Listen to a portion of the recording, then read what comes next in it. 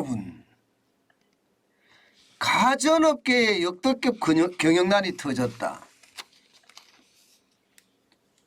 월급을 석 달째 못 주고 있다.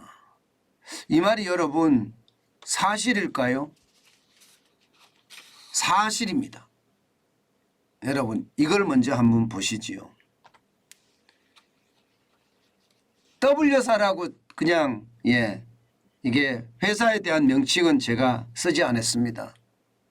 이 W사라는 회사 관계자가 하는 말을 빌리면 제품이 팔리지 않아서 재고가 산더미처럼 쌓여 있어 제품을 생산할 수도 없다 이렇게 이야기합니다.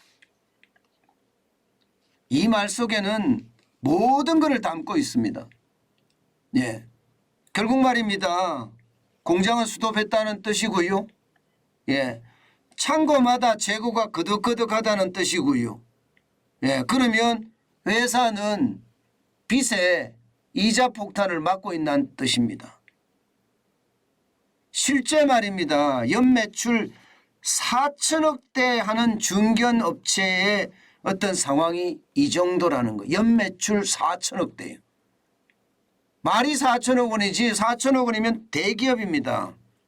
이 대기업에 지금 경영난이 역대급이라고 이야기합니다. 실제 내부에서조차도 말입니다. 이대로 가다가는 이번 달 월급도 받지 못할 수도 있다 이렇게 이야기합니다. 이번 달 월급도. 그러면 9월, 10월, 11월 3개월 못 받았는데 12월까지 하면 4개월까지 못 받는다 이렇게 이야기하고 있고요. 실제 이 W사는요. 돈을 구하려고 은행을 찾아가지만 쉽지 않습니다. 기본적으로 말입니다. 기본적으로 돈을 빌려주지 않는 것도 있지만 대출 이자가 너무너무 비싸요. 그러니까 기업들 입장에서는 그야말로 허걱하고 돌아선다는 이야기입니다. 이러다 보니까 이 회사의 직원 수는요. 지난해 말하고 대비해 보면 40%가 줄었습니다. 40%. 그러니 역대급 경영난이라는 말이 틀리지 않는다는 이야기예요. 문제는 여러분 지금 이 W사처럼 역대급 한파를 겪고 있는 중견업체들이 무지막지하게 많다는 사실이에요. 무지막지하게. 당장 말입니다. 2분기 실적으로 봤을 때 뭐 SK매직 같은 경우는요. 보시는 것처럼 매출이 2,836억 원까지 2분기 매출이 작년보다 늘었습니다. 그런데 영업이익은 143억에서 103억으로 떨어졌죠. 떨어졌습니다. 위니아 같은 경우는요. 매출도 떨어지고 영업이익도 떨어졌습니다. 매출은 2,408억 원에서요. 1,821억 원으로 뚝 떨어졌고요. 영업이익은 64억에서요. 188억 적자로 떨어졌습니다. 신일도 마찬가지입니다. 신일도 매출은 올랐습니다. 매출은 632억 원에서 669억 원으로 올랐습니다. 그렇지만 영업이익은 58억 원에서 31억 원으로 줄었습니다. 이 말은 여러분 진짜 상황이 어려워진다는 이야기잖아요. 어려워진다는 이야기잖아요. 이 중견업체들이 하는 말이 요즘 역대급 경영난은 너 나 할 것 없이 똑같다는 거예요. 똑같다는 거예요. 왜냐하면 경영난이 커질 수밖에 없었던 게 제가 여러분들에게 여러 번 말씀을 드렸습니다. 원재료 가격이 너무 올라갔다. 뭐 강판만 하더라도요. 21.3%가 올라가고요. 구리 가격은 42.3%가 올라갔으니 다른 원자재는 오죽하겠습니까? 그러니까 가전업체가 버틸 수 있는 여력이 없습니다. 여력이. 게다가 인건비는 또 말해 못합니까? 문재인 정부 5년 동안 40%가 넘게 올라갔죠. 여기에 주 52시간제까지 도입을 하다 보니까 중견업체들이 버틸 수가 없다 이렇게 이야기합니다. 중견업체들이. 그러니 W사처럼 지금 최악의 경영난을 맞는 그런 기업들이 늘어나고 있습니다. 문제는 대한민국의 대들보 기업들도 심상치 않습니다. 당장 말입니다. 삼성전자만 하더라도 재고가 장난 아닙니다. 재고가 작년에는요 22조 3,784억 원. 이게 가전이거든요. 가전. 예, 가전하고 이게 휴대폰하고 합친 거예요. 그런데 올해는 27조예요.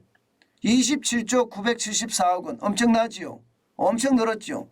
LG전자도 마찬가지입니다. LG전자도 작년에는 3조 7,642억 원이었습니다. 그런데 올해는 3조 8,418억 원. 굉장히 많이 늘어났죠. 굉장히 빠른 속도로 늘어나고요.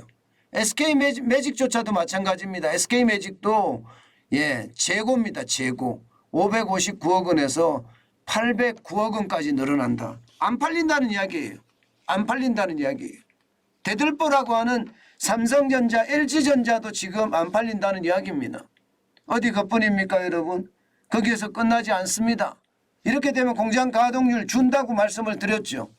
실제 말입니다. LG전자를 보면 냉장고 가동률이 2022년 1분기에는 126.5%로 가동이 어마어마하게 많이 돌아갔습니다. 지금은 113.3%로 줄어들었고요. 세탁기는요 98.6%에서 88%로 줄어들고 있습니다. 이것을 보면 말입니다. 가전업체들이 얼마나 심각한지 그것을 그대로 보여주는 상황이라고 이야기할 수가 있고요. 특히 말입니다. 이게 재고 자산이 많은 중견기업들 여기는요 결국 자금 흐름이 막혀서 위기 경보나 마찬가지다 이렇게 이야기하면요 내년에 투자는 엄두도 못 낸다는 거예요. 엄두도. 고용계획을 짜는 것조차도 힘들다 이렇게 이야기할 정도니까 여러분 상황이 진짜 심각하죠. 이대로 가다가는요 업계에서 하는 이야기입니다. 업계에서. 이대로 가다가는 자금 여력이 부족한 중소기업 그리고 좀 더 나아가서는 중견기업 생존까지도 걱정할 수밖에 없는 그런 위기 징후가 곳곳에서 나타난다. 이렇게 이야기합니다. 생존이요. 결국 말입니다. 이게 안 팔리면 결국 재고를 떠안고 흑자도산을 할 수 있다는 이야기인데 지금 이대로라면 재고 때문에 결국 흑자도산으로 갈 수밖에 없는 상황이다. 이렇게 이야기합니다. 여러분 제가 소매 지표가 참 안 좋다고 말씀을 드렸잖아요. 그런 것들이 이제 현실에서 일어나는 겁니다. 현실에서. 이 말은 결국 기업의 실적은 악화된다는 뜻이에요. 최소한 줄도산은 막아야 될 텐데 저는 그게 걱정입니다. 윤석열 정부가 좀 빠르게 이 산업에 대한 대응 그 어느 때보다 저는 필요하다고 보거든요.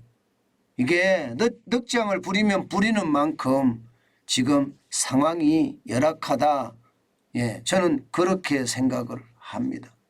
그러면 여러분들의 투자도 조심하셔야 돼요. 이럴 때는요 위기가 어느 곳에서 몰려올지 모르기 때문에 굉장히 조심하셔야 됩니다. 그래서 지금은 정중동이라는 말을 제가 많이 하는데요. 진짜 정중동입니다. 조용하게 쉽게 말하면 살짝 움직이는 정도로 움직여야지 지금 말입니다. 과도하게 움직이는 것은 아닙니다. 이게 위기의 어떤 바닥이라고 이야기하면 과도하게 움직일 수도 있습니다. 그런데 지금 위기로 가는 어떤 상황이기 때문에 과도하게 움직이면 오히려 그게 더 큰 피해를 가져올 수 있다. 그 말씀 여러분께 올립니다.